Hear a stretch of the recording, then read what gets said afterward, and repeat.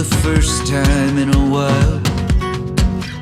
It feels like a new dawn is breaking, and I'm free to laugh like a child. Is this what it feels like to be right where you're meant to be? This is a new beginning. Yeah, this is just a start. We won't forget this feeling, but wait for the best part. Paano ba natin gagabayan ang ating mga mag-aaral? Bilang pinuno ng isang institusyon, at sa pamamagitan po ng Project Sagip, sisiguraduhin ko po na ang buong eskwelahan, ang buong kaguruhan ay susuporta sa proyektong ipinapatupad ng ating mga kapulisan na pinangunahan po ni Colonel Abaya at in cooperation with the DepEd family na pinangunahan po ni Dr. Sheila Marie A. Promesias, ang ating butihing superintendent. Stop all the yearning and just existing today.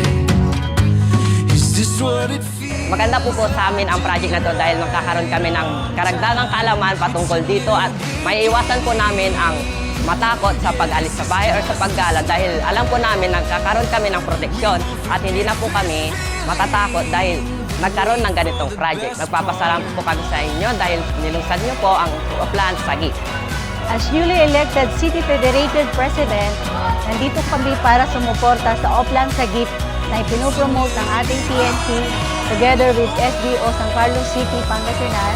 I am wearing Aalagaan Kita statement shirts to show na aming sinusuportahan at kami po ay talagang sumusuporta at tumutulong upang ipalaganap ang Oplan Sagip.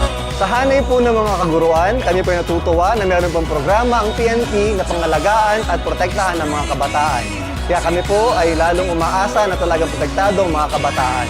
Aasa po kayo na kami po gagabay sa mga estudyanteng Pilipino. Sa aming kapulisan po dito sa San Carlos City Police Station ay nandito lang po kami para alagaan at protektahan ng ating mga kabataan, lalo-lalo na po pag sila ay nakalabas ng school o kaya sa labas ng kanilang bahay. At ito po ay in relation sa ating proyekto na Oplan Sagip kung saan ang ibig sabihin ay sama-sama alagaan at gabayan para maiwasan ang panggagahasa. Yan po ang number one goal ng ating kapulisan ay protektahan ng ating mga kabataan.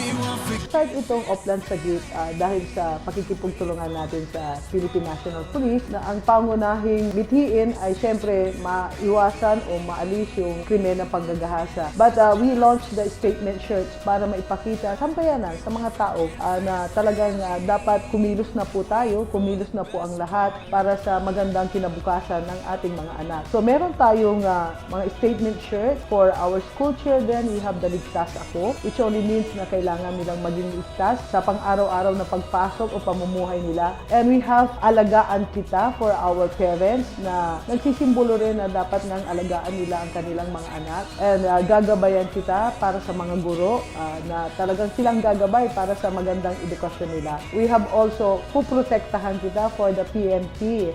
From the word Puprotektahan Kita, sinusimbolo po ito na magiging ligtas po ang ating mga school children. And we have the Ipaglalaban Kita para sa ating barangay officials and LGU officials. And we have the Sasamahan Kita for the community. And with this, inaasahan natin na ang ating campaign na ito, yung massive campaign na ito ay magtatatak sa bawat kaisipan ng community at ito ay susulong natin para sa magandang kinabukasan ng ating mga anak. So we hope and pray that itong Oplan Sagip ay magiging successful, hindi lang po dito sa San Carlos, kung buong probinsya natin o kaya buong Pilipinas.